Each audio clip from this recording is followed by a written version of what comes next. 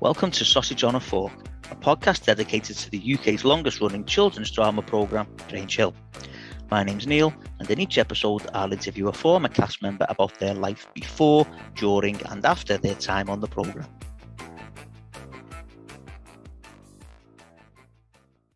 Okay, welcome to the latest episode of Sausage on a Fork, and I am absolutely delighted to say that I have been joined by none other than Lee Corns, who played Mr Jeff Hankin. Lee, welcome to Sausage on a Fork. Pleasure to be here, Neil. Thanks for inviting me. Not at all. Absolutely brilliant that you're able to join us. So what we'll do, Lee, is we'll start the way we start every episode, and we'll go right back. And if you can tell us how you first got into acting. Well, it came through comedy. I was at Birmingham University and knocked around doing reviews. In fact, our group were the first to take a review to the Edinburgh Festival. This is now 1976, for God's sake. Then thought, fancied this acting and comedy lark, went down to London and actually trained as a teacher for postgraduate course in order to get a grant. Can you believe we got grants then? Where I met my wife. And so I qualified science teacher, and you know what's coming. And then I did some teaching whilst looking around for basically acting stuff. But it didn't happen until I auditioned for the first night of the Comedy Store in 1979, along with Alexis Sale and Rick Mail and Aids and Keith Allen and all those people who then became as kind of were put together as like alternative comedy. And that's really how all my acting career started, through the comedy and being recognized. So I did, Bottom, Young Ones, and Red Dwarf, and Black Arrow, and this, that, and the other. And then I had it's kind of a profile of mine. And then I had an agent. And then in 19, I guess it was 19, I suppose 80, in the late 80s, when I auditioned for Grange Hill. She said, I think you'd be right for this. They need a science teacher.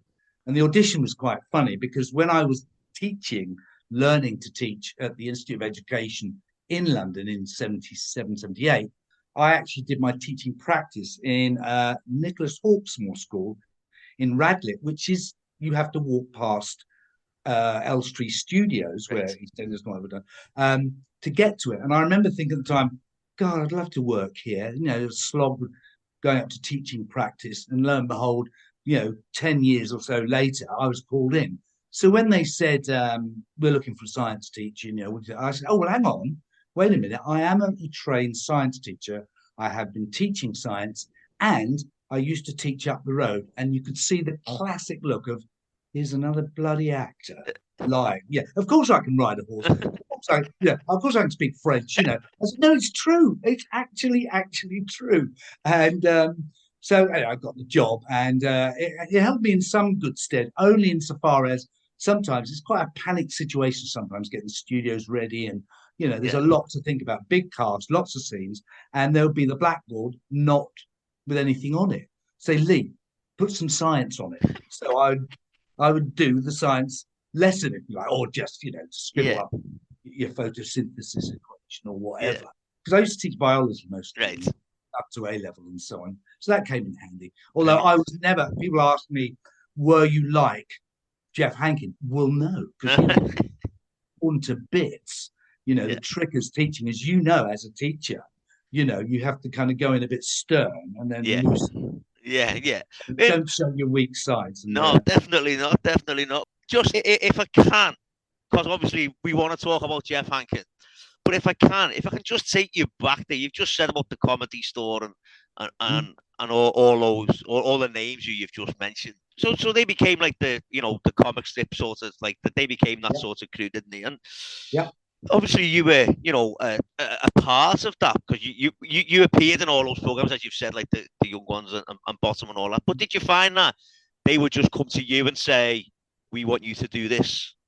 Yeah, I think what it was, and I always name check people like Paul Jackson and John Lloyd, because they really saw a new kind of wave of comedy coming through. Paul Jackson in particular, he was a champion of Red Dwarf, which was rejected by most TV companies.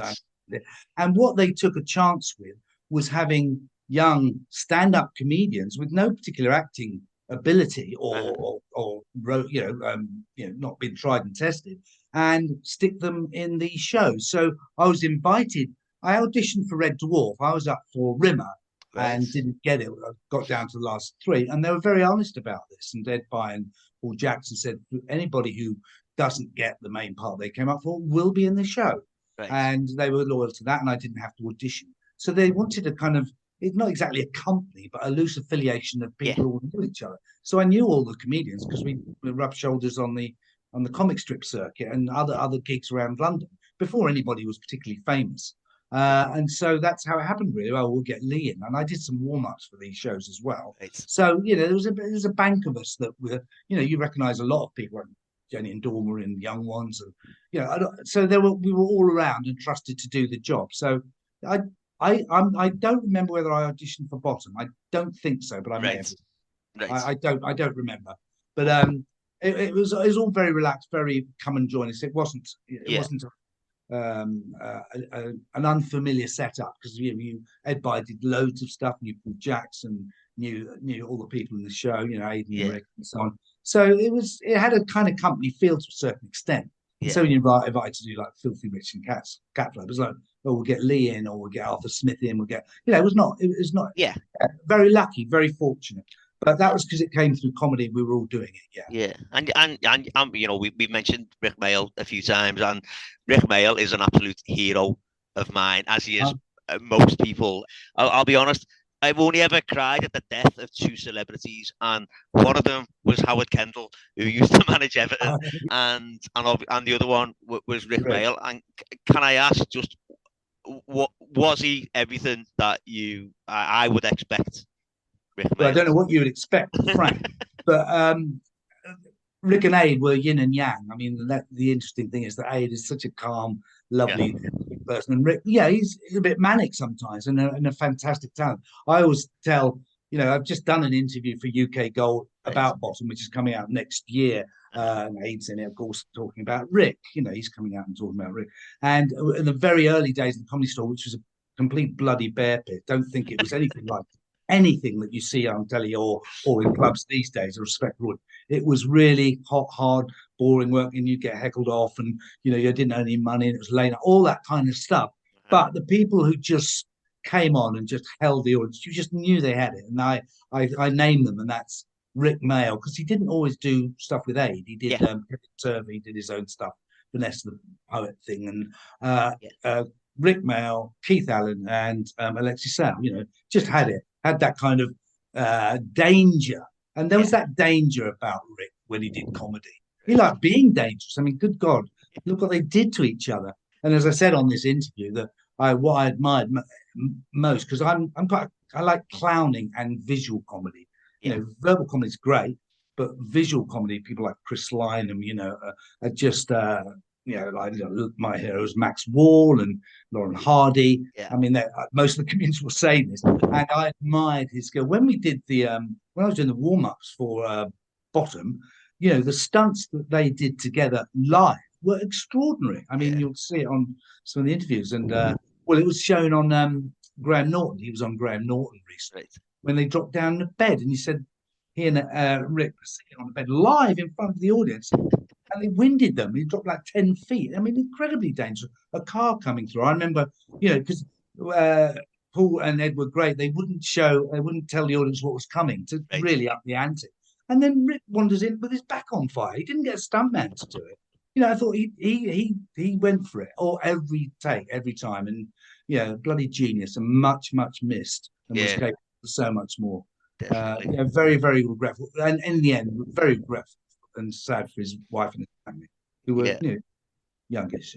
But then, I was at Sean Locke's, commemoration recently, and that he was taken too young. So, definitely. Yeah, very, very sad. Yeah, definitely. And you appeared in 3 series of Blackadder at different times, and I will say though, Neil, although the list is a pedigree, and wow, lucky me. They weren't big parts, they were just. But I was delighted to do it, but when you were playing, because you played Private Fraser in Blackadder Goes Forth. Now, obviously it wasn't the last episode, but was the atmosphere filming that series, was it any different to anything else that you'd done at the time? What you mean? So because obviously Sensing that it was going to finish. yeah, they all talk about the last episode of Blackadder Goes Forth being like really sad and somber because of the way it ended. Yeah, yeah. Well, they died. Yeah, yeah, Yeah. absolutely. Was the rest of the series like that? Like the episode No, that you oh, filmed like absolutely that? not. No, I Right. mean, I was in and out of one episode, so I had no idea what was coming storylines because I Right. wasn't involved. I'm not convinced that many other people were really until it happened, Right. because I think the whole thing was to keep that, a shock secret, and it worked. So no, I mean, as it bounced from series to series, Yeah. the camaraderie and the trust between everybody got greater and greater. So the performances were, it was great fun. I mean, the thing I used to love was the process. I don't think they do it much anymore, which is you go up to the North Acton tower of BBC rehearsal studios, go to your floor. On every other floor, there is a show going, maybe Doctor Who, because I did a Doctor Who there in the early 80s, and then you'd rehearse it and do a table read, do the rehearsals, chat, meet people at the for the canteen, then maybe a drink after, and then get it right, get a producer's run or director's run, then go into the studio, and then build up to a live audience recording on the Friday, and then do the job, which was really exciting, quite tiring, but the whole event had this kind of head of steam building up to the show. Right. And then if you could get into the BBC bar and get a bit pissed. It was great. There was this whole feeling of a unit and of a team doing a job, even if you had to be part like me, we're all part of the same thing. So I never felt either out of it. I was always part of it, even though I didn't know these guys. I mean, it's the Dr. Johnson one, there was Robbie in it, and he was just bloody hilarious. Yeah. I remember driving around acting in one of his big American cars, and he's just larger than life. He's a cliche.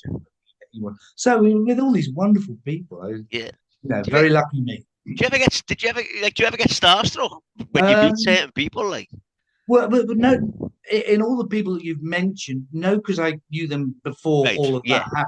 But I had my own heroes. I did actually go to see Max. I've seen Max Wall. He's gone, of course, a couple of times doing his one-man show, because it's just hilarious. The Wolofsky thing and all the rest of it. Quite an influence in some ways. Quite surreal. And he was doing a play at the Royal Court with John Thorpe. Can't remember what it was, because he got into acting, did Crap's Last Tape, the Beckett thing, and was rediscovered because he was banned from the BBC for a while. Oh, right. Okay. Oh no, he ran off. Well, he was the first man to have a television series like his own show, the Max Wall Show, ever on British television, as far as I understand it. And then he was with a showgirl, and that did for him really. And he came back to notice when he was the support for Mott the Hoople. Right. Wow. And then people were, who is this guy? Freddie Starr used to do an impression of him on The Comedians. And I said, who's that? And my mum said, it's Max Wall. And then he came out, then he was rediscovered. I mean, he's a bloody good actor. So I went to see him at the Royal Court, and my wife said, there's Max. He's sitting out there with people around. I just found my feet walking towards him. I just had to meet Max. And I went over to him, pushed him away and said, excuse me, Max, I do a bit of comedy, and I have to say, you are a fabulous influence on me. Yes, darling, but it's not like it used to be. Thank you, sweetie. And that made I was starstruck. Yeah, but for other people, John Pilger, I remember walking around just to shake his hand in a tube station, because a great man.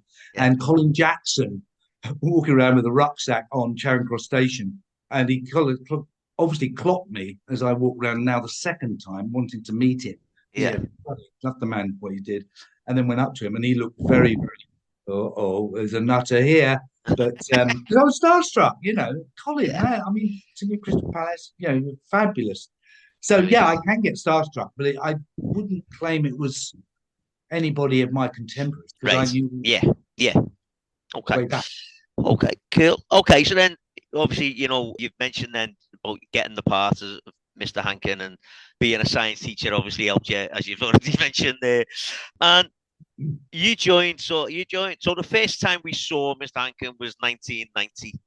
So obviously you would have filmed it in Yeah, '89. 89, yeah. Yeah, and the first time we see Mr. Hankin, he gets it knocked into by kids in the car park, and And the you know, books, isn't it? Yeah. drops his books, and that sort of sets the tone for Mr. Hankin. There, he The was a bit nerdy quiet. science. Yeah, exactly that. Did you have any say in that, or was that the way it was going to be? No, the wonderful thing about doing a part in a soap opera as it was is that after a while, it's kind of your part. It's Right. not, you Yeah. know, and the writers, Simon Spencer was a wonderful writer, and Simon Spencer, who then became this kind of script editor. They would write for Lee Corns playing Mr. Hankin, not Mr. Hankin and an actor playing him. Yeah. So there was like little habits that grew up, like the pushing of the glasses when he Yeah. was distressed, or and very very sweet natured, but not very good at discipline. And he's based on Mr. Norbury, who was my physics teacher at the Hastings Grammar School in the Wow. late 60s, who, we used to give him a merry old time. But what he was really earnest. And you almost felt sorry for him, because Yeah. he just was so passionate about what he wanted to teach you Yeah. that you wouldn't go too far, even though in a ripple tank we did put like small frogs and tadpoles, and also laughed when he broke a finger when a weight dropped on it and all that. But Oh. but he was a sweetheart, and I kind of based it on him. Very well intentioned and Yeah. harmless. And one nice thing about the character is that I believe they occasionally did kind of surveys of kids who watched the show. What do you think about so and so and so? And I'm pleased to say, as far as I understand, he was a popular one out there, because Yeah. and so, I mean, if they didn't like him, I guess he'd have gone. Right. Yeah. Yeah. Yeah. Um, That, so that, it was great, and so I did base it on Mr. Norbury, but it did come in for a bit of stick about 6 or 7 years in. There was this thing about science is cool, not nerdy, and I was mentioning some, I don't know, broadcasters, or the character was, of the classic kind of weak, not exactly absent-minded, but very very nerdy, featureless kind of white-coated science teacher, but yeah. I that, mean, that passed. I mean, by then I was stuck into the character. It's not as if they would have had to have changed me for somebody who had a more no, natural. no. I mean, the thing is with Mr. Hankin's character was, or the scenes that you were in. Someone put on Twitter the other day. I read this. It was like the scenes that he were in. It seemed like you'd always got a mini science lesson on the program with Mr. Hankin. Like he always did something, whether it was, Yeah, the solar system, or yeah, seeing if things were floating in water. But there was always something before someone came in, something more dramatic happened. yeah. And that didn't happen really with any other. I've struggled to think of any other teachers on the show where you actually got Yeah. knowledge being imparted. Well, of course, the classic thing with any school drama, whether it's featured in any film or drama or play, is that you go to the scene, and of course, because it can't be a whole 40-minute lesson, you know. There's a couple of minutes of the lesson, and then the bell rings, Yeah, to finish, and then it yeah, moves on. And I seem to think, and I don't think I'm mistaken in sometimes saying, "Look, let me intro the scene with a bit of right. science, Yeah, and then fill the ball with something." But then it was the writers were fully informed of their the scene and what it required, and so I didn't have to fill in much. But yeah, I think, but a science lab has to look like a science lab, and it's usually full of science scribble on the board. yeah. So Um, it was great. It's a great community feeling, and the most professional people on the set were mostly the children. right, They were right. I get you. Yeah, bloody knockout. yeah. Great working with them. Yeah. And the thing about Mr. Hankin was, he was quite often, he was like used as like a vehicle for other storylines. Like, so in his lesson, because as you said there, he didn't have the greatest discipline.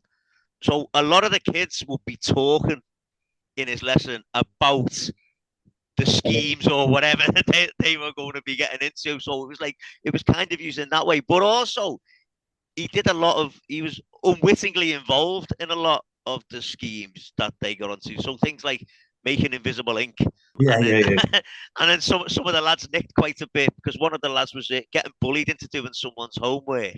yeah. So the lads got invisible ink for him so that he would write it, think it was done, and then when it came to give the homework, it had gone type thing. And Oh, just yeah. little It comes things back like now. that. Yeah. What I also liked as well was in your first series, which was a very bold move for Mr. Hankin, was to take some kids down to the canal. And, Oh, that's right. I Yeah, was, just around the I back. Yeah. was looking at that the other week and I think, there's no way, Yeah. no, that teacher taking all them kids to the canal. And thankfully, Remember that? no, Yeah.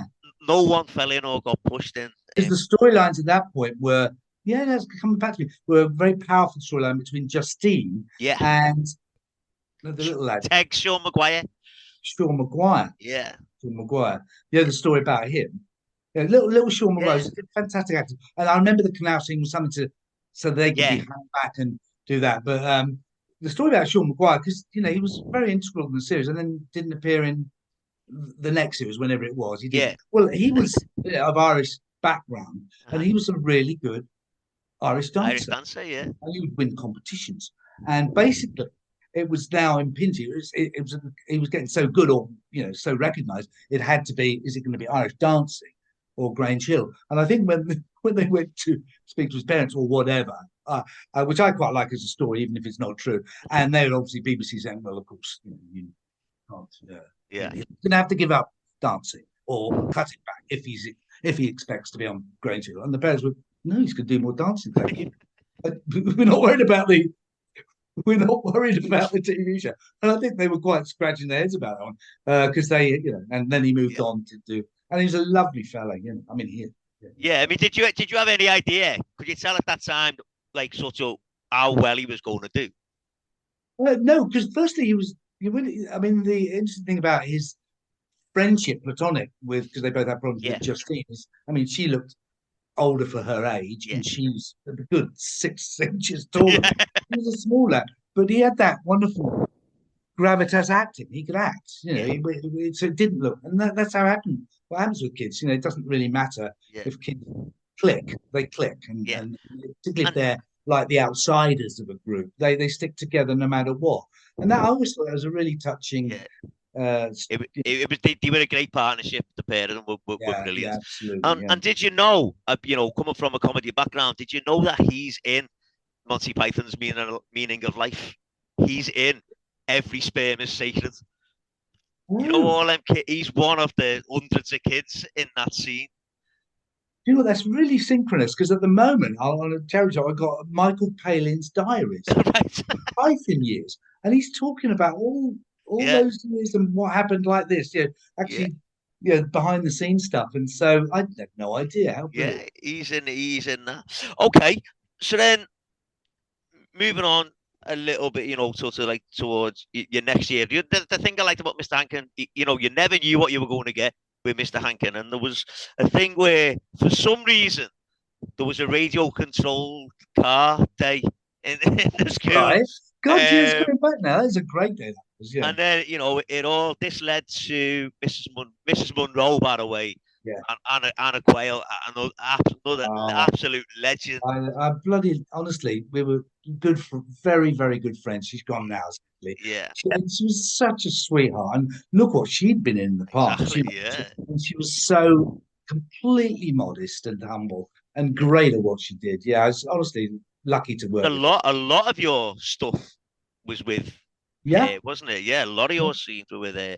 And then that asked her, she asked enlisted Mr. Hankin to help with the school environment project, yeah. which then led to scenes with George A. Cooper, Mr. Griffiths, Oh yes, yes. another Oh yeah, another legend there. yeah. When you think about some of the actors that Grange Hill had, Well, I tell you who I think of most, and I don't think I'm mistaken. You see him everywhere now. Eddie Marsan. yeah, I'm sure he was in it. yeah, he Yeah, was, I yeah, remember him as like a dad or he was something, and he came a in. brother, he was, yeah, A brother, yeah, yeah. yeah, And he came in, a sweetheart and a very, very character actor, yeah. because he's like a leading man thing. But look what he's done, and he's like. In fact, I saw him only something. Was it last night? About I don't know financial. So it was a strange film about he's he's like Gecko, Gordon Yeah. Gecko in the All right. finance. Yeah. And he's just good. He's just good. Yeah. He's Because really good. he's gone to America and he's got all this stuff, Yeah. you know. And there's so many other people that probably came in I never really recognised and got time and not gone on to do great stuff. Yeah. So Yeah. there's a bit of a breeding ground of Definitely. yeah. Definitely. And then the big sort of story in 1991, there was a few. There was obviously the Brian Shaw leukemia Yeah. story and Chrissy Mannering pregnancy, and obviously massive stories in a kids' TV program to be handling. But the big thing there was Mrs. McCluskey leaving, and just what an absolute legend, and what a woman Gwyneth Yeah. Paltrow was. She just I didn't know her that well until I interviewed her on the air, and we stayed in touch afterwards, and she's so missed. Just Oh, absolutely. so And the missed. thing is with Gwyneth is that what you saw is what you got. You know, Yeah, she was like constant. You knew that there could be people getting flappy because the scene was overrunning or kids were yeah, being a bit naughty or something was not going right and there's a pressure because you have to get this stuff out. It's not yeah, taking time. But she was like utterly unflappable and just got on with it and was on a mark on a you could rely on it. Like wonderful, a good friend of mine in the show was Stuart Organ. Have you spoken to yeah. him? No, Mr. not spoke to Stuart yet. No. Yeah, wonderful man. Same thing. An actor of a good year standing, done theatre. I mean, I've done. I come crawled in the back door through comedy. These guys, I mean, Anna and Gwyneth and Stuart have done theatre, and they know their trade, Yeah, and they're always reliable and fun to be with. Well, yeah. particularly Stuart. We were good mates at the time. Yeah, Brilliant, yeah. brilliant. And then there's one scene, and you probably won't remember this, but I have to talk about this Well, because there's a scene where some of the older lads had smuggled a lad into school who they'd met on the trip to Dartmoor, right? And Mr. Hargreaves was talking to Mr. Hankin about him, saying, or talking to the lad, saying, "Who's that boy over there?" Now, the only reason I brought this up because in the background, the choir was singing Johnny Todd, or as it's better known, the theme tune to Z Cars.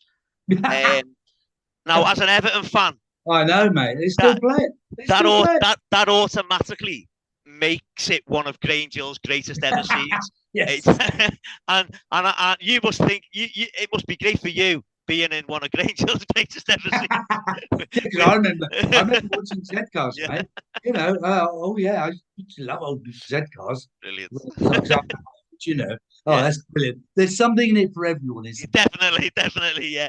So then, like I said to you before we start the interview, and people who listen to this will know, I normally go through everything that you're involved with, but as I say, because you were on the program for so long, and I will mention at the end how many episodes you've got listed down.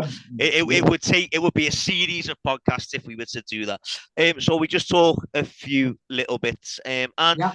Mr. Hankin did sort of start gaining a bit more respect and a bit more authority as the years went on. And he was talking to Miss Janowitz, one of the American teachers who featured in Grange Hill every now and again. And he said that in his first year, the kids thought that they could eat him alive, and they were right. But now he goes down fighting. And there did seem to be sort of less messing about. Whenever there was that bit where you were showing teaching, it was always dead quiet. And it was only when they went to do off their own thing that it sort of all hell sort of broke loose. Yeah. Well, I think the key thing you must remember, well, you don't need even, is that it's a show about the teenagers. Yeah. It's not a show about the adults. Yeah. The adults can bring and interact with the storylines, but it's about the students. And it's exactly right. Okay, there are kind of off-stake problems with the adults and their own little stories, Yeah. but they're always snippets, quite rightly. You facilitated the stories that were important to the show and the children of that age, variously. So the idea that it was a disruptive lesson would be realistic, but would it add to what the story's about? It would only add to what the story's about if the kid who's being out of order, his problem is then explored. If I can just interrupt at this point. During the recording of this episode, there was a problem with my internet connection, which means part of the interview is missing. something I wasn't aware of until I came to edit it. At this point of the interview, Lee Corns was explaining that while he was in Grange Hill, he was also working as a supply teacher and how he was nothing like Mr Hankin. At 5 o'clock or whatever it is in the evening, these kids are watching me in a white coat in a science lab on telly.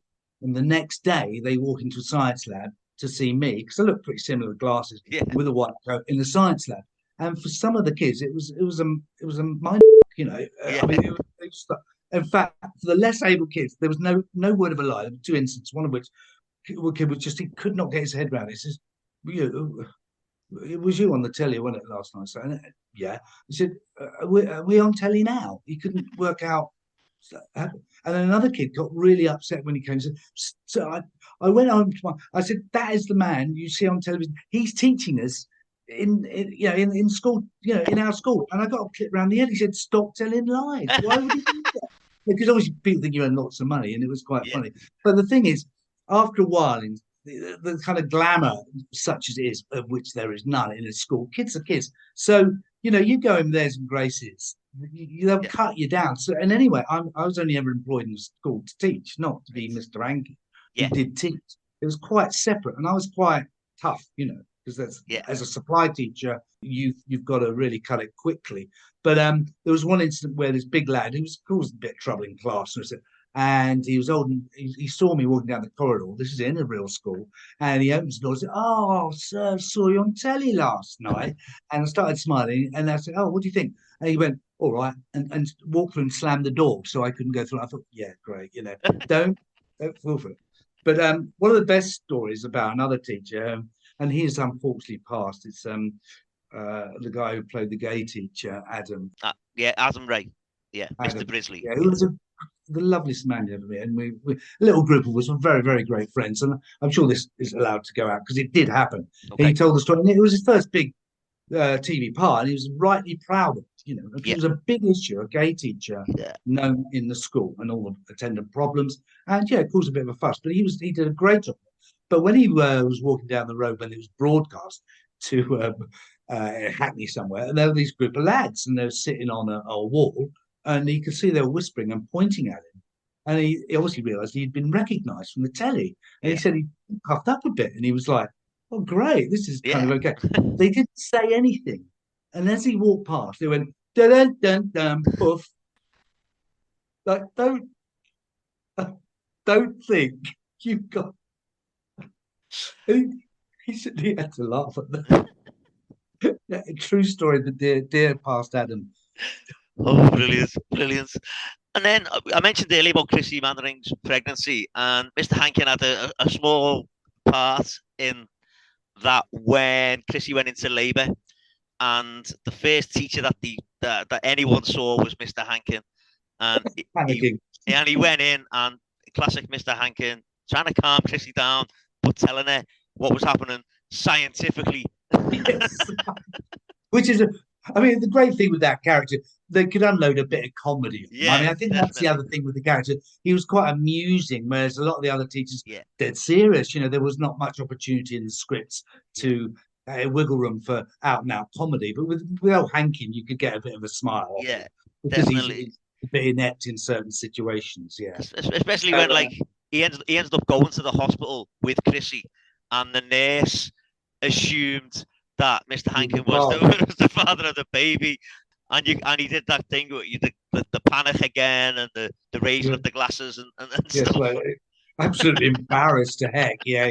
Well, what was nice is that I wasn't in many shows of a series of 20 per year. I was probably in 9, 10, 11, maybe 12, and quite small scenes, obviously, because you only dropped in when it facilitated good storylines, where Stuart and Gwyneth and others had bigger roles in their parts, and that was absolutely fine. But towards the end, I was given storylines directly. There was the testicular cancer one, which was brought about by, forgive me, I can't remember her name, but she had one of the teachers. Oh, this is terrible. Whose friend, I think her nephew died from testicular cancer, and she said this should be in the show. It should be addressed, young men, and of course they gave it my character to go through, because he got testicular cancer, and then there was a lad who then comes to, because I talk about it in the classroom because I think I've got it, and then he comes and he thinks he's got it, and it's all explained and talked about, and it was I mean that powerful stuff and absolutely necessary. And that was the function of Grange Hill. Definitely. It was addressing issues that were very important, to kids and real life and real life as much as it could be. Got into a lot of trouble from it. Prior to me coming, there was all the drug scenes and then pregnancies. And one nice one, though, I think it was almost for my benefit. And also, I can't remember this girl's name, but she wanted to be a stand-up comedian. And so there's a stand-up comedian thread. And I did a bit of a stand-up act. Yeah, that was all. Quite nice. And you got out of the classroom and you're out in the club, and all that. So that was nice. And then there was of course, the Danny one, the bullying thing, which was, wow, that was so. Cool. We'll talk about that now, because obviously, as we've said earlier on, Mr. Hankin initially was there sort of, as I said earlier, like a vehicle for other things that were going on in the school, and there was, and you said that there was times when the teachers would get a storyline, but you never had one until your first sort of real major one. You had one earlier on where the girls had written a fake love letter, and it was meant to be for Mr. Brisley, but it ended up with you because they thought his name was Jeff, and he didn't know how to handle it and all that. It's brilliant. It's brilliant you mentioned this, because it's coming back. I hadn't thought about it until I don't show them, and I haven't.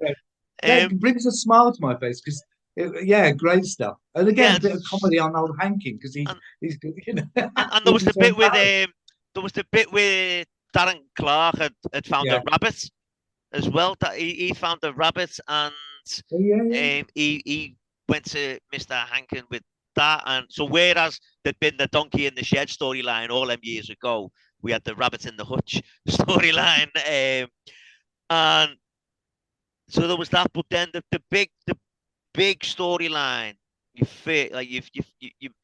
major storyline was the bullying one, and that was series 24 in 2001, and you appeared in every episode in that series. Because that was a really a very intricate storyline, because I thought I'd got it wrong. I thought the guy bullying me was I can't remember his name. No, Danny. Was it? There was Danny. You thought Danny. I thought Danny was it, but it was the other lad who was manipulating him, a real evil little bastard. He was. And that got really. It was.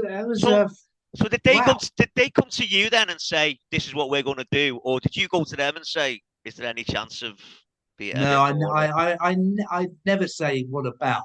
I mean, I'm really embarrassed not to remember the name, but she did go and say, I think a storyline should be about teenage or male testicular cancer.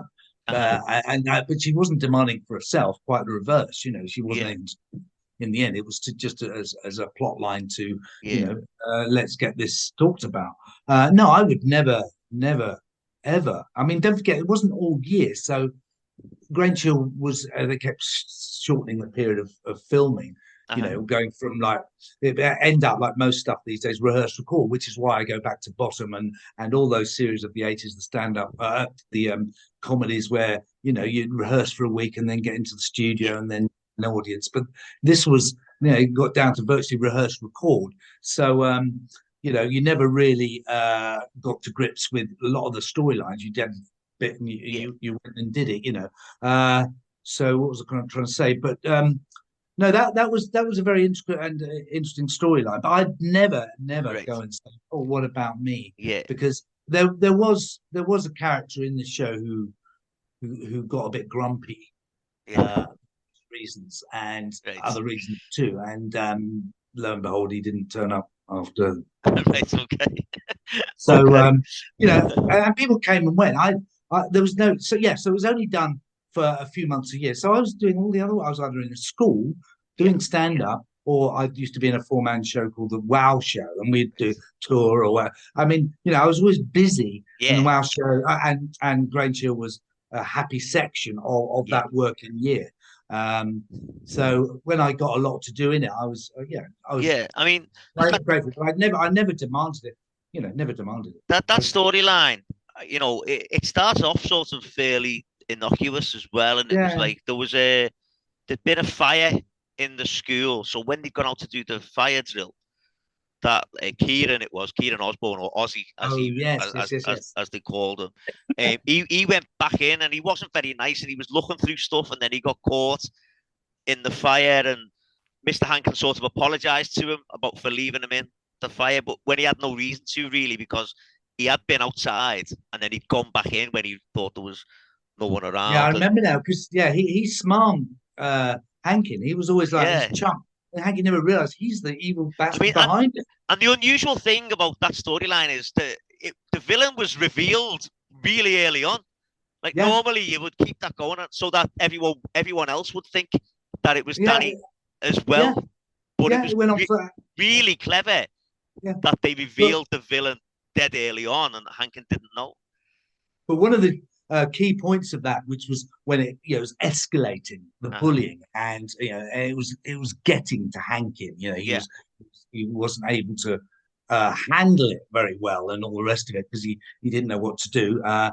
But there was a scene where he was in his house, and they put these little laughing little wind-up toys, and I have to say, of all any scene I ever did in Grangeville, that was quite tricky, because I had to act actually terrified by little things going. But but that time he was virtually cracking up by that stage. So I always felt, well, did it look realistic? Because it didn't. If you just seen that scene, you said, what's that man scared about? But of course, there was this massive snowballing storyline, and both of those lads who did it were brilliant. Brilliant. And because it could, I mean, teachers do get bullied. I've had it in schools when you've been hit or whatever, and you're very wary of certain kids because you don't know what they're going to do. And I've also worked with special needs kids as well as EBDSD. So you don't have it all your own way, even physically sometimes. And there's a lot of assaults on teachers generally. There's just saying them. And it's a worrying, not trend necessarily, but it is a feature, can be a feature in some schools, that teachers are bullied. In fact, I remember seeing at my old grammar school talking about like Mr Norbury, the physics teacher, was liked, even though he was soft and you could mess him about. But there was one teacher who came in, and he looked a bit like John Cleese. He was over 6 foot, and I remember, and I was in the sixth one at the time, and these were like second or third years. These are now smallish 13-year-old kids, and they were like pushing him, and he didn't know, and he was like a frightened person up against the wall. And I just thought, how can he let that happen? And anyway, he eventually left because he couldn't do the job, because he was allowed himself to, or his personality was insufficient to resist intimidation, because that goes on, in many ways in schools. So Hankin was showing all that intimidation on. It's really, really good. I think that whole storyline, the way it's done, as you said there, the lads who played Danny and Ozzy were brilliant. And as I say, I was very I was very flattered to be asked to be the character that particular cancer. The big plots. Rather than just your nerdy science teacher, you could play with that, and it wasn't funny. It wasn't Jeff Hankin at that point. That was the thing. As well as that storyline going on, there was also, as you just said, the cancer, but there was also, and you mentioned it earlier on, the stand-up comedy as well. Touched.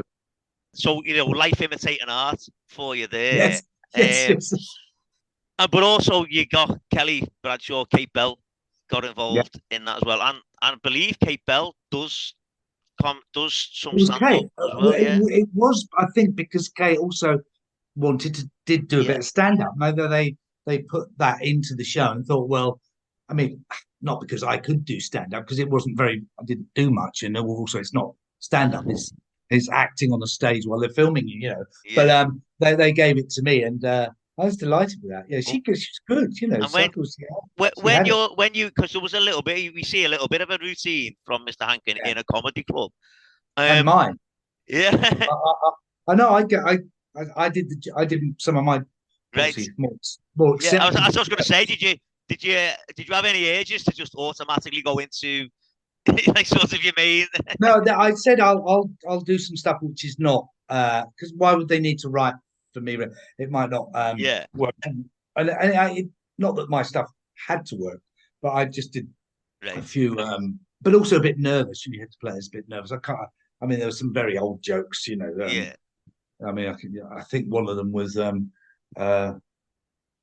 I wrote a couple of them down actually. The Action Man Deserter was one.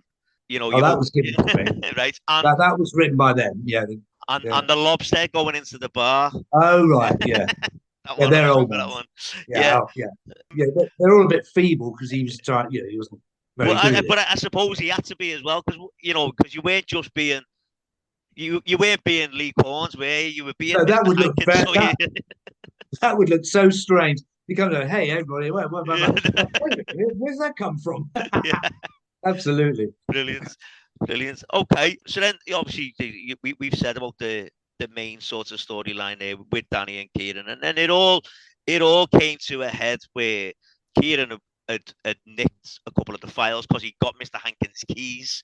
So Yeah, he had Danny Hartson's file, he had Mr. Hankin's file, and he was keeping them in the basement. And the basement had become out of bounds because it was unsafe.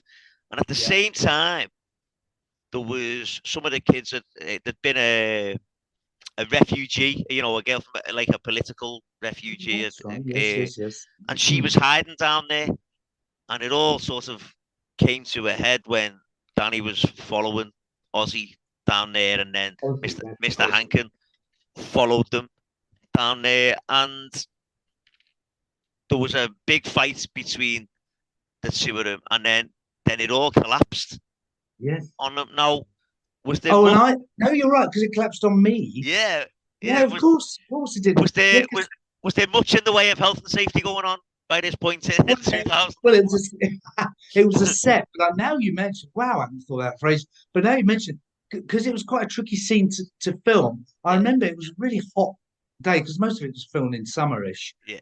time, and it was really hot. And of course, you just had to stay under this dusty faux rubble for hours. It was quite So intense. so I what? remember it was very very intense that Yeah, series. I can imagine it was. And when the scene went out, it was Danny was fully trapped under Yeah, the rubble and whatever.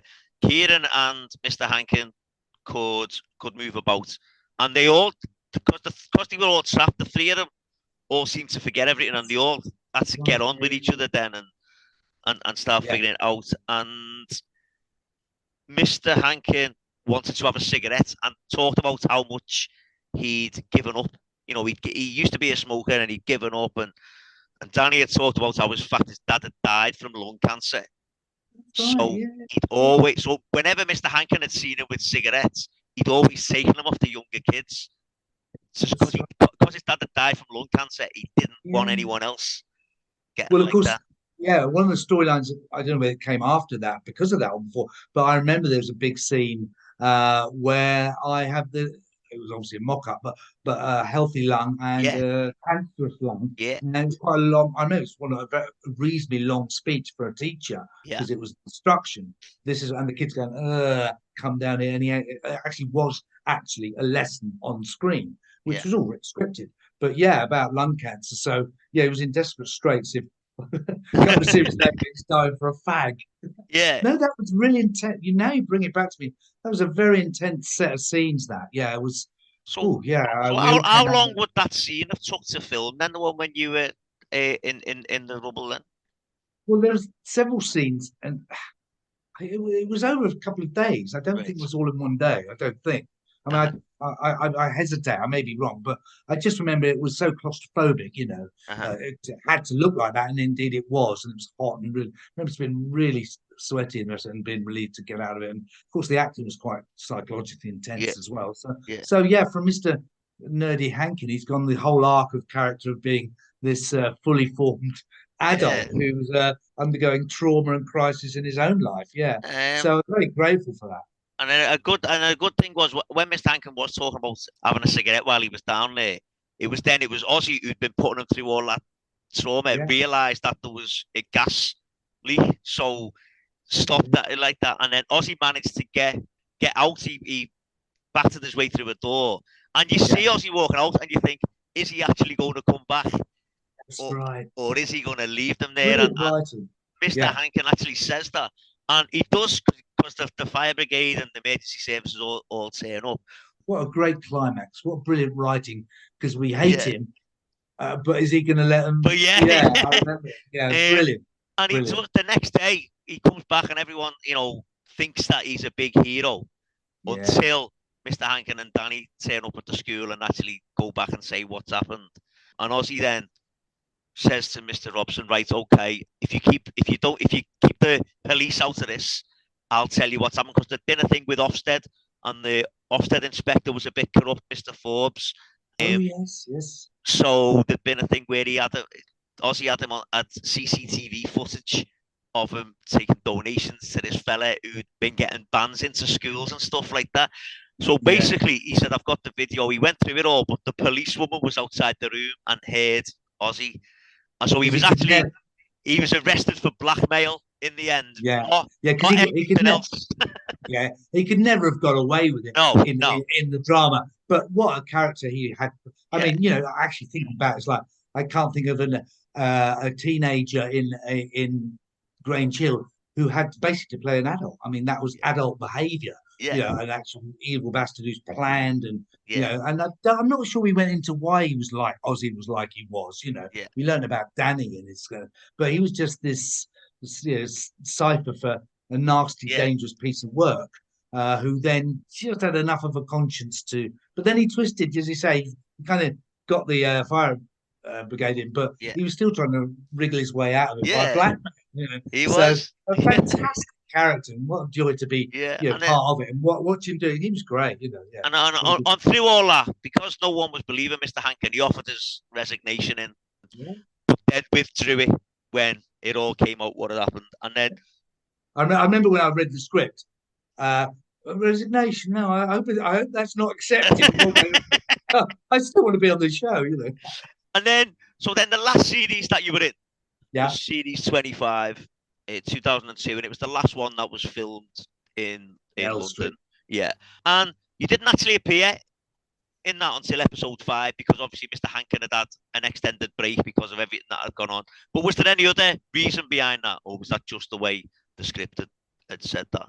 I don't remember, because the scripts are all written and ready to go well before obviously the actors turn up. So if I had wanted to absent myself, I would have had to have told them way early, like almost a year, months before. And I couldn't think of any reason why I would need to do that, other than it's possible it's because the filming was.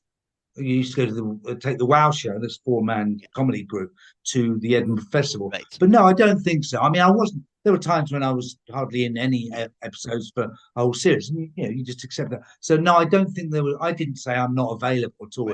They left that hanging. Maybe it was because to give the audience a breather from carried a massive story. Now move on, and then he comes back. Because there wasn't really any sort of big storyline for Mr. Hankin in that series, and the biggest storyline obviously was the fire at the end. And was that supposed to be Grange Hill completely finished then, wasn't it? From what I heard, that was going to be it. No, well, what I heard was that it's all to do with Brookside. Right. Now, Brookside, it's old Phil Redmond's stable up in it's Liverpool, isn't it? No, Manchester. Liverpool, Liverpool. Don't say it's Manchester, Liverpool. No, I know. Sorry, edit that out, mate. Edit that out. Oh God, yeah. Of course it was.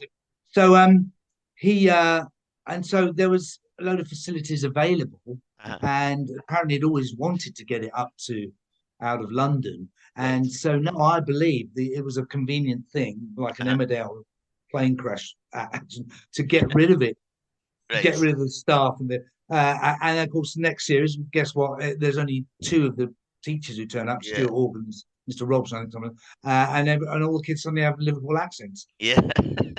No. So I believe it was just to take it back, because now there was facilities available up there because Brookside got. Now I know Brookside was an actual cul-de-sac, but either there was money or whatever. That's the story I heard, whether it's true or not. But I never heard that it was going to, because I don't think anybody thought that's the end of Grange Hill. We all thought, going up to Liverpool, I don't fancy that. And I remember Stuart saying he went up for a couple of series and said, well, it was not the same. Of course it was. No. And in fact, my character, as far as I know, went up with In Flames in the Fire. It was never really explained. No, it's weird because when you watch it, they don't really talk about it. But that's what you think happened to Mr Hankin. You think so he can come back. Yeah, you think he went in the fire and do it? Because I seem to remember he went back in to get something, and then that was that. But there was no big. I think it was quietly wanting to just literally wipe the slate clean, start again without too much overlap. What happened to, and just forget it and move on. Yeah, literally turn the page from London to Liverpool, and and in a sense that is the right thing to do, because otherwise it would get messy, all the overlaps, and start again. And then that lasted for I don't know how many series. It's about seven series, I think. After then, I think there's 6 or 7 anyway.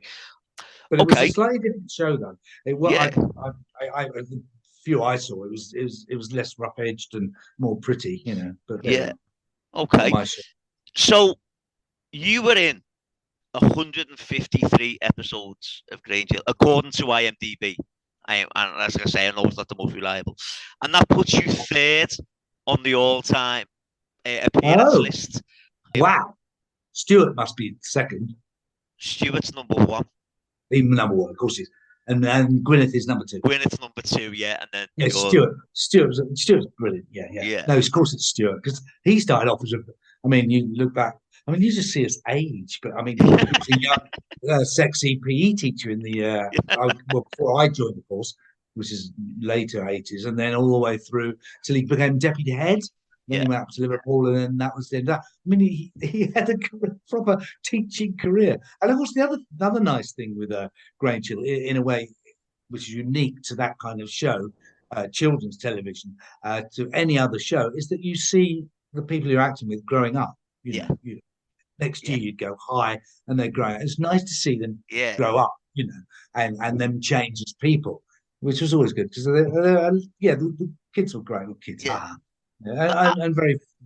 And how did you find the relationship between the kids and the adults? Well, great, yeah. Some adults were a bit distant, I suppose, but then it is a job. There wasn't that much interaction because, if you weren't needed, don't forget, dropped in for a couple of scenes and dropped out, whereas a lot of the kids had to be there a lot and then taught and chaperoned away and all the rest of it. So there wasn't much. The staff hung around together, but there wasn't much interaction socially with the kids. Obviously, they didn't go to the bar, and they had their time to then clear off when they've done their designated hours. They're on set waiting and rehearsing. Yeah, I got on with everybody. It's great because I'm also teaching. You kind of no teachers, and we've talked about the fact that Mr Hankin went up in with the school. So how did you feel about having to leave? Well, the thing was with that is that it was only ever a yearly contract. Right. So I read that. I can't speak to the others. The series would come to an end of 1 year filming. Yeah. No one would necessarily say, "Let's have you next year." Until one time it was like, "Oh, well, maybe that's it." And whilst I steeled myself for it, I wasn't totally dependent on Grange Hill, because I was doing other stuff. And as an actor, you're prepared for the worst. You just are. Otherwise, you're going to, be a wreck. And it was in the queue, and I forget the producer and said, "So Lee, are you available for next?" Yes. Yes. Yeah.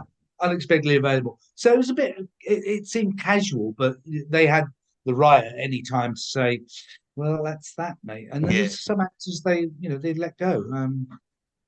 Who had running series. So I was lucky. Yeah. Okay. So just talk a bit about a few things that you did sort of alongside Grange Hill, if that's okay. One of the things I wanted to talk to you about was you did a program for Screen One called Performance, where you played Marty Feldman. Yes. No, I'll tell you what that was. That was a great job. in 1970. And again, that's in Palin's book. Only recently, Right. Well. it's the Oz trials. Now, Yeah. for those of the people out there that don't know, Richard Neville, an Australian guy with a counterculture publication called Oz. It was all very hippie, all very risky and of its time. And then they decided to, him and the management, to have the school kids issue. In other words, it was produced by the school children. Now, a lot of the stuff that was in it could be presumed as like it was quite sexual and the rest of it, and it caused a bloody outrage. People didn't realise it was actually produced by the school kids, and they were of an age. They weren't children; they were teenagers, and they were brought to trial, an obscenity trial, and it was a massive thing. Yeah, and he and two others, can't remember the names, were convicted and head shaved and put in jail. But there was such an enormous protest that, in fact, they were eventually released. But it was shocking, and that trial was a big thing. And I forget the famous lawyer who defended them, and so it was a very moral issue. And it should never have come to court. But they needed people to say what this was really about, the magazine. And at the time, Marty Feldman was the biggest star on television. He had his own show. He was one of the biggest comedy stars, A lot of famous people wrote for him, and Cleese did, I think, and all the Pythons one time or another, or some of them. And so Marty Feldman came on and to say, look, it's comedy, you don't get it as a kind of a reference.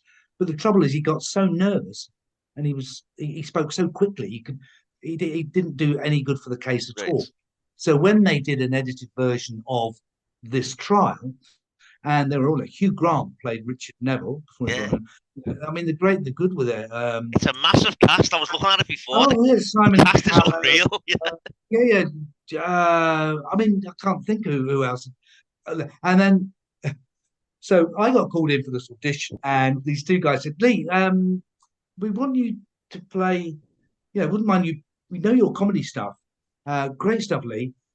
We'd like you to think about playing Marty Feldman. It's not because you might look like him. Really? I said, sod that, mate. I'll take it. Yeah. Don't you worry about that. And I was very lucky because I looked a bit like him and, did the script. But I had to do like a page of stuff really quickly. And of course it didn't do their cause any good at all. But the interesting thing about that story, it kind of just segue a bit. So obviously it's in the 70s. It was set, and they dressed him up to look very much like Marty Feldman. He had like a gingery curly wig and a denim patch suit.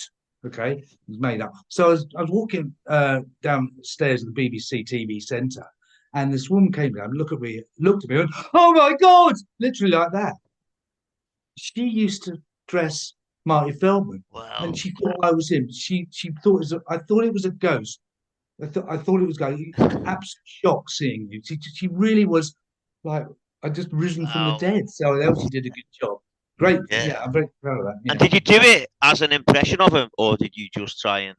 No, because he had a kind of verbal, almost a list. Right. I did the best I could. Battle through it. But I think Nigel Planer was in it as well. I mean, everybody was in it. Yeah, it's a huge cast. Yeah, it was brilliant. Not very well paid because it fell under the idea of like documentaries or something. So they got away with money, but it was great to do. Yeah. And I met the lawyer who did defend them.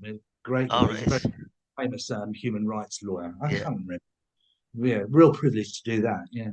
And there's another one, a program called The Full Monty, which is nothing to do with the movie, but it was a sketch show, I believe, with Catalina Hearn and John Thompson. Was it anything like the Fast Show? No.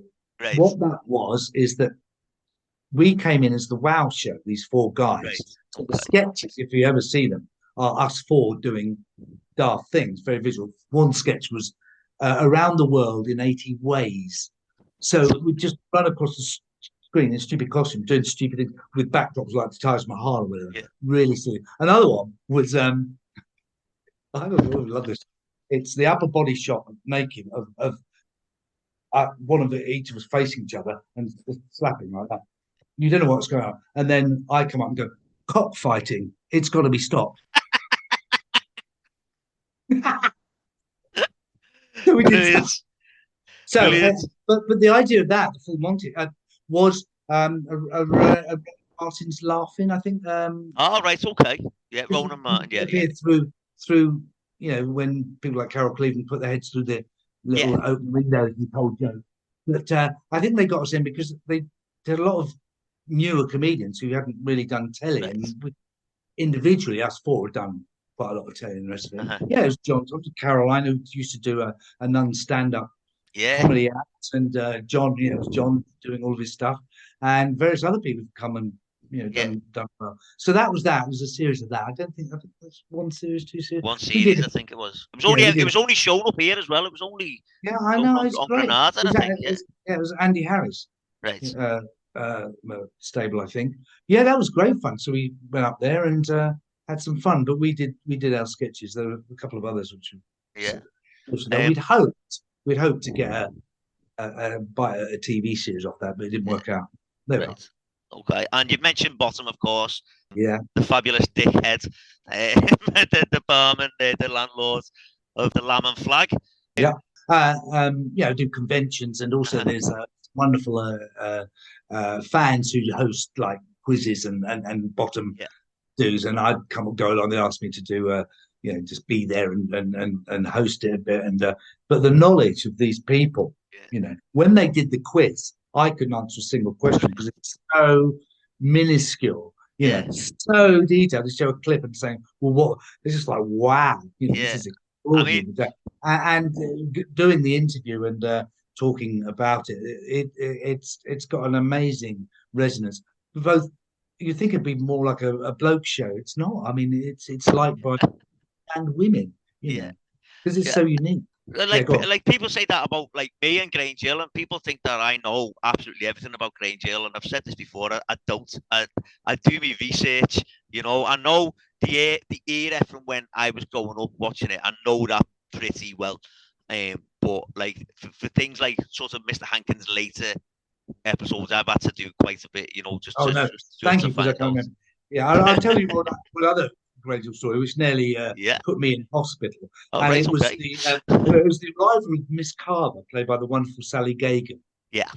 Miss Carver. So anyway, her entrance is coming to the playground in a car, and then I was placed, and then coming around me and parking the car, and she gets out and drops her books like I did. Pick them up and say, "Don't worry about it." But so I knew she was very nervous at the time because it's not a big role for her. I thought she's just nervous. And anyway, turns on the day. So, okay, we'll go for take. She'd done it really slowly so they could plot it. And she came up to this fence and parked. And then when she came, she was so nervous. She tore into it and nearly went straight into me, swerved, hit the fence. The fence went smack. And behind it, there was like a guy from a grip or something, which only just missed it, like the Buster Keaton sketch. So everyone was like shocked, and she was so frightened. She had her foot jammed onto the accelerator, and smoke and tire burning was coming up. We had to say, "Come on, get out, Sally. Sally's all right." And then she admitted to me after she'd only just passed the driving test. She couldn't really drive at all. Wow. She was terrified anyway. That was her introduction. No, she got it right then, but she could have clipped me very, very close to her. Wow. Brilliant. Brilliant. And then so then after this is like we're in the bit now where you've left Grange Hill now. We talked about things also. So the first thing on your IMDb after Grange Hill was a music video for S Club Juniors. With Sally Gagan. Right, yeah. And so with Sally. Yeah, do you think that was that because of Grange Hill that's why you got that one? Yeah, it was set in a school. Yeah. But that was Julian Temple who directed that. Can you believe? Right. I think wow. That came up as a one-day gig, and they said it's going to be set in the school, and they wouldn't mind 2 Grange Hill teachers, I guess, specifically for the recognition factor. And they invited me and Sally to do it, and we did it. And all I remember, it was bloody freezing, where it was around quite miserable. But I'll go where the pay is. Yeah, definitely. It was fun. It was fun. Definitely. The kids were great. And you mentioned Sean Lock earlier on. And you did 15 Stories High. You did a couple there. Now everyone says he was like the comedian's comedian, Sean Lock. I mean, was he that that good, that funny, like. Yeah, well, he. I mean, I'm gonna say, but it sounds like bragging. But he's quoted to say I've been one of his influences, Oh, right, okay. and we did a little double act way back. But I claim no. The only the reason was is was a lovely bloke. You know, one of his best friends, Bill Bailey, and Bill Bailey Yeah. is a lovely bloke. You know, I mean, these are genuinely good, decent human beings. But it's a real take on comedy. I love. No one else is doing it. I mean, you know, one of my favourite jokes of his, and it's okay. You know, I hate when you walk through a field of sheep, the way they undress you with their eyes.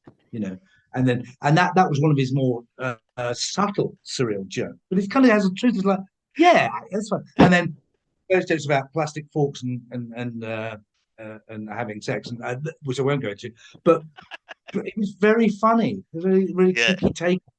And at his commemoration, there were loads of people telling loads of great stories about Johnny Vaughan, Lee Mack, who were really, really enthralled by him. People weren't even just straightforward comedians, but just and and again, like with Rick, a great loss to his family first and foremost, his wife and his 3 children who were there and spoke to. So a great loss and not fair. And Jeremy, like Jeremy Hardy, who went before his time, also of cancer a few years ago. It's yeah. Because you did something with him as well, didn't you, Jeremy Hardy? You did the Jack D thing that they did. Jack and Jeremy show. Yeah, that was great fun. Yeah, did a few sketches of that. Yeah. Brilliant. Okay. And then you did a program called Teenage Kicks. Aid Edmondson. No, was that weird? Just working with just Aid Edmondson and not having Rick with him at the time. No, because it was an entirely different thing, and I had one scene. I Right. came in, said something. I can't remember what it was, a mate or something. My guy who was in the WoW show was Mark Arden. He played his mate all through it, and but I think they just no, because Rick was still alive at the time. Yeah. It's Kicks. But what it was nice to see Aid not doing his rather exaggerated character from Ottoman. The young ones. He wasn't Vivian. The guy can act. I mean, look what he's done. He's that was just one thing he done. In fact, on the as you heard on the Desert Island Disc, he was saying that, and when I was talking to him when we were doing this interview for UK Gold afterwards, that it's for him, it's obviously absolutely important for Bottom for his development, but he has done so much since. It's so much, but obviously it means so much to other people that he wishes, I think, slightly to be obviously also recognised as he is for other work. Yeah, definitely. He was saying that people just come up and ask obscure questions and he can't remember. Like you say, he's done. He's a very talented man who, that was just 2 of the parts he did. Yeah, because he did did he Casualty he did, or Holby, he did one of them, didn't he? Star Wars and all sorts, And he directed and produced, of course, as well. Yeah. Now, this program, I love Phone Shop, right? Phone Shop to me is one of the most underrated comedies ever, because when you talk to people, hardly anyone's ever seen it. It's a weird one, Phone Shop, and I love it. And you were in that one episode of that. That's when the wheelchair in the cupboard. Wheelchair Dave. And then fell through a hole in the floor, was it? Yeah, something like that. But it's funny actually, because they brought Wheelchair Dave back, didn't they? But it wasn't you, it was Steve Brody played Wheelchair Dave in later ones. It was Stephen Brody, I think his name was. Oh right, okay. But was there any reason for that? I think didn't fancy doing it. I'd lost touch with acting at the time. I was doing other stuff. Right. But oddly enough, that didn't come up. And I was talking to the producer of that at Sean's. Right. Sean said, and he was a lovely chap. I think he's a Scouse as well, actually. Right. I can't remember. But no, I ducked out of that one. Right. Okay. And then, but it was a good show. Funny. Yeah, I mean, I love. As I say, when I say it's underrated, it's almost like a cult comedy, because the people that have seen it absolutely love Phone Shop. I love the performances. The relationship, they've got it just right. The differences between. It's just brilliant, and everyone that's in it is brilliant in it. And okay, and then you did an episode of Toast of London with Matt Berry, Well, and episode. They called me in, but I was just a flasher. right, okay. It's funny actually because on a couple of occasions, I think it's like we need someone. No, I didn't actually flash on that show, but we need someone to get his kit off. We'll get Leon because in the WoW show, there used to be some scenes where I didn't have my kit on. We did it for Joe Brand and did it for Jack and Jeremy's. Yeah, Leon will do it. He'll drop his pants. He don't care. So maybe that had something to do with it. I don't know. Is Matt Berry everything you'd expect? Matt, he was lovely. Yeah, I like that in real life. Yeah, well, he was really sweet because we were waiting in a pub waiting to do that scene. And he had met him. I think he kind of knew of me, not what I'd done. It was, lovely fellow. Really, that's a funny show. I mean, that is a funny show. I mean, he is a funny man. Just the way he speaks, you know. I mean, he's just funny. I wish they'd done more actually, but he's moved on, I guess. No, he was good as gold. Yeah, brilliant. And I was noticed as well that you've also done some writing in the past. Your IMDb profile is not full of writing. There's a few bits, but you were one of the writers on Gophers. Was that right? Well, how long you got on that? Did you ever see that? Why is that never shown? I mean, that's one of the things I'm most proud of, actually. Right. So when I did stand up, there's this chap called Mark Milson, who's a bit like a hippie guy, but anyway, he was great. He said, "Look, I've got this idea.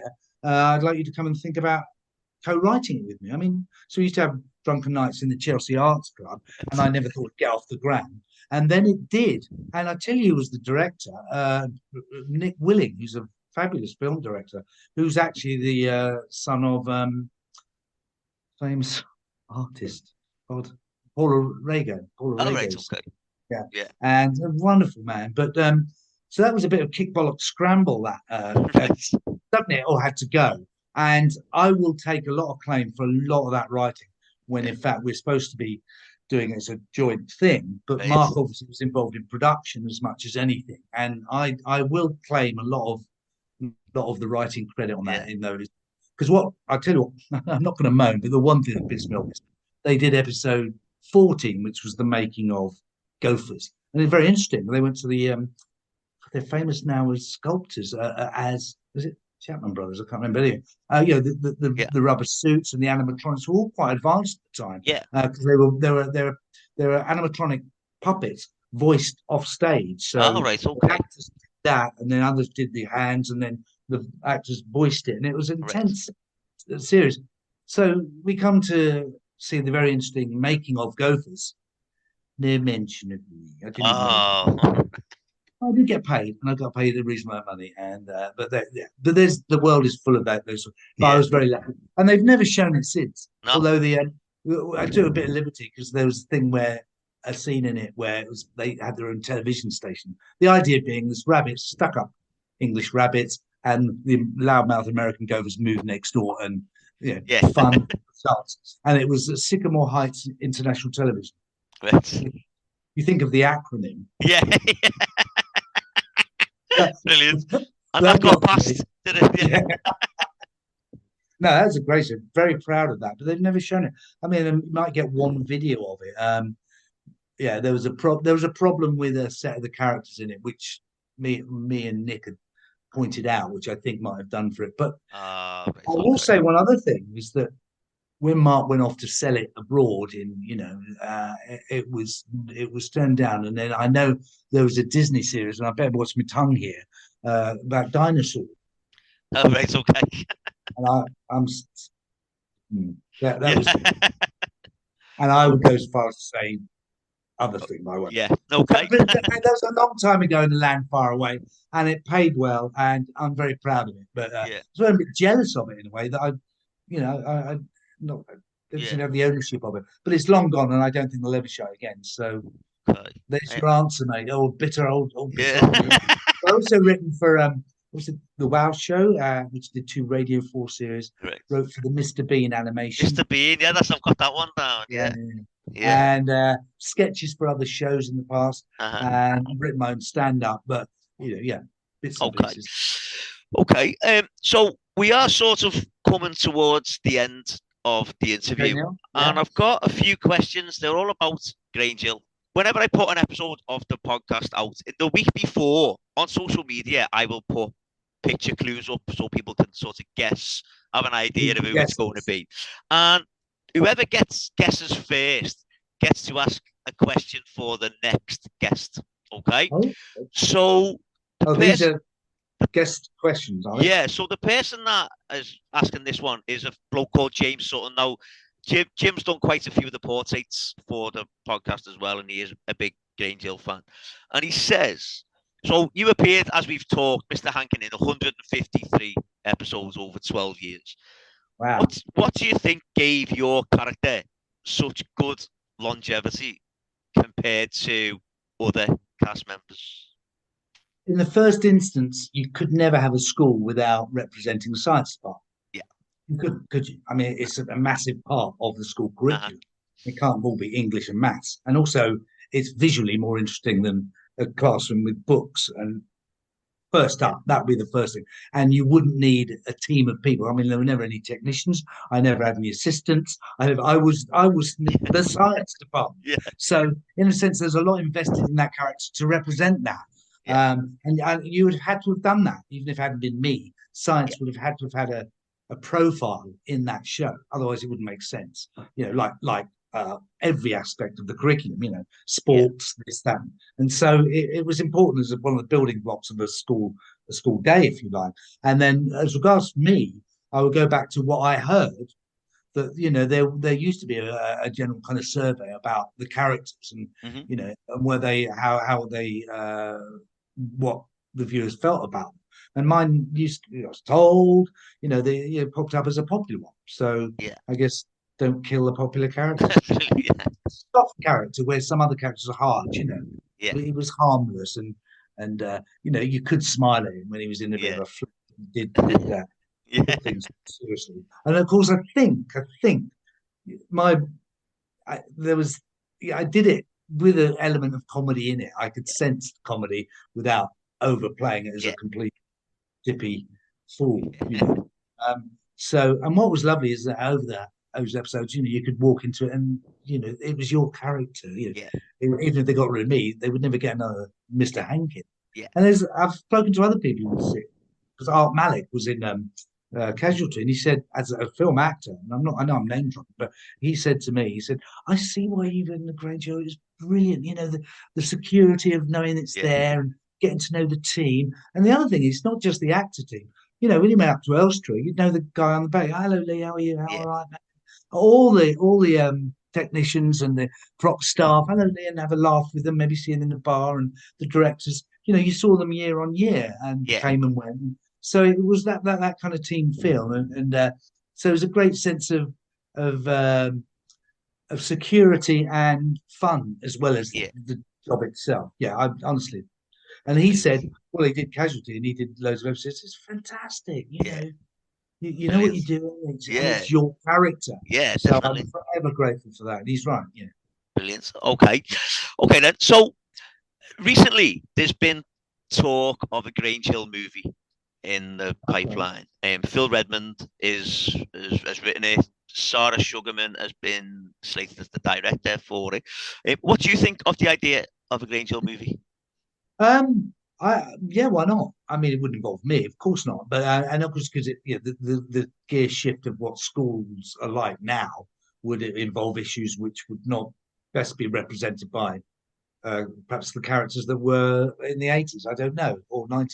I mean, not necessarily true, because teachers are teachers, but there would be certain more issues. I mean, now I would imagine the problem might be is that there are other more adult but teenage-based school shows on. I haven't seen many of them. You know, and they're dealing with quite serious issues. So, what would give Grange Hill the edge? I'm not quite sure against that. But why not? Yeah, I mean, school. I mean, people. Yeah, school is for all of us is the second part of your life. There's family life when you're growing up, and there's school life. That's it. You know, unless you play truant, you know, it's a massive, massive part of your life, whether you like it or not, whether you know it or not.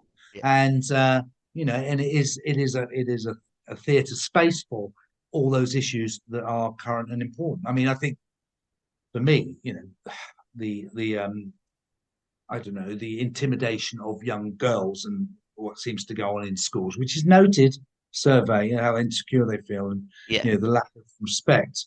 And really, that would be, I think, an issue that should and must be raised, because it is, how the internet is poisoned perhaps boys' minds in a way, and that sounds old-fashioned, but the disrespect for young women is unacceptable, and that's the school. And the thing is, I mean, I've taught for years and years. Since 1980, I've taught for 40 years on and off in all schools, secondary schools, single sex, mixed, EBD. Anyway, the thing is that it's a very important place for people to grow up in, and it has to be done right. And the thing is, the teachers are blamed if things go wrong.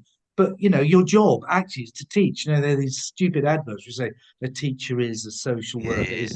Actually, they're not. They're pressured like hell to deliver a curriculum under extreme pressure with all the bullshit that goes with Ofsted. There, I've said it. I mean, it's just so top-down bullying. They're worried about bullying in schools. It starts with the government's directives, the way teachers are treated. But when things go wrong, teachers can't fix it all. I mean, I remember when I was on playground duty. There's 3 teachers in a massive playground with like 200 kids. You're not going to see what's going on everywhere and fags or whatever nonsense is happening. I'm not saying it always goes on, and good schools are good schools, but it's not the teachers that fix it all. And so I think any film of Grange Hill should acknowledge what is currently serious issues within the school system, and that is also about how bullying is as a profession. There you have it, Mike. Okay, and so if you were asked, would we see a return of Mr Hankin? Well, he'd be retired. I'm nearly 70. He'd come in as a although teachers can be wondering. The thing is, when it's right, I bloody love teaching. There's nothing more exciting or satisfying, actually, in the classroom. You know that. You're a teacher. And my son, who is I'm going to brag, he's a wonderful primary school teacher, and he's always liked by Ofsted, blah blah blah. And he's been offered to move out of the classroom to be promoted. No, he wants to be in the classroom with these children, because that's what is the juice of the profession. You get a good lesson, wow, it's a good gig, honestly. Definitely. So it's a great profession which should be treated more tenderly, I think. Brilliant. Okay, so other than Mr Hankin, and I know you love Mr Hankin. Right, you've spoken about how much you love Mr Hankin, but other than Mr Hankin, who is your favourite character on the show? I love Stuart. Right. Mr. Organ. I thought he just did the job brilliantly over and over again. I love Anna Quayle. Love Sally Gagan's Miss Carver. And then the other teacher who introduced the testicular cancer line, I can't remember her name, who looked a bit like Anna afterwards. Rachel Bell. No, Miss Holmes. It was. Yeah. Rachel, forgive me, Rachel. Dear Rachel, she brought that storyline in and was brilliant at getting it done. There was a wonderful Australian actress was in it for a while, Judy Wright. She was. They're all good, all the teachers. The guy who played, is it Kevin, who played Mr Hargreaves? He was, they're all good. When you get in any situation, you get on with everybody because you have to. But there's obviously more you like because of chiming of personality or whatever than others. But it's not us and them. It's just and also how much fun you can have in the bar afterwards. Or whatever.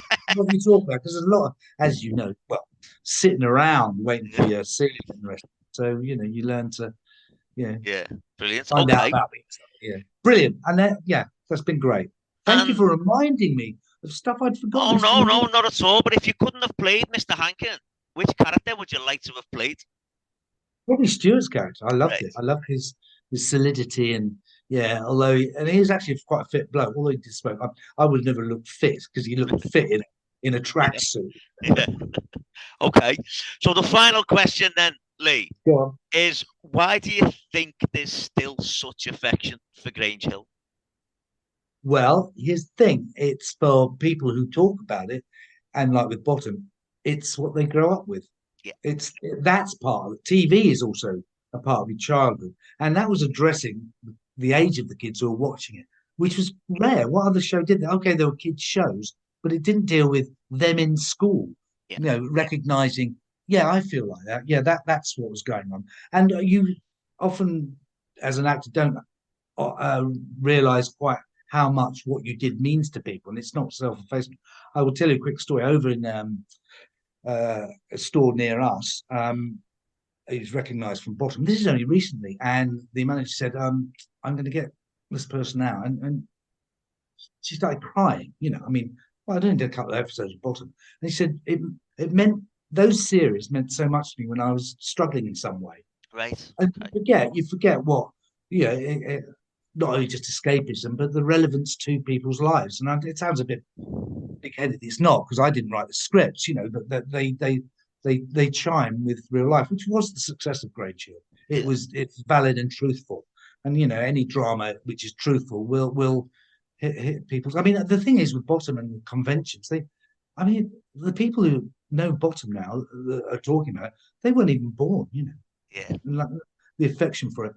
But then that's understandable because it still exists. You can get hold of it. You know, when I grew up, if you didn't see it on telly, you never saw it again, kind of thing. Yeah. So, and again and again, it can mean whatever you want it to mean. And good shows, good stuff stands out.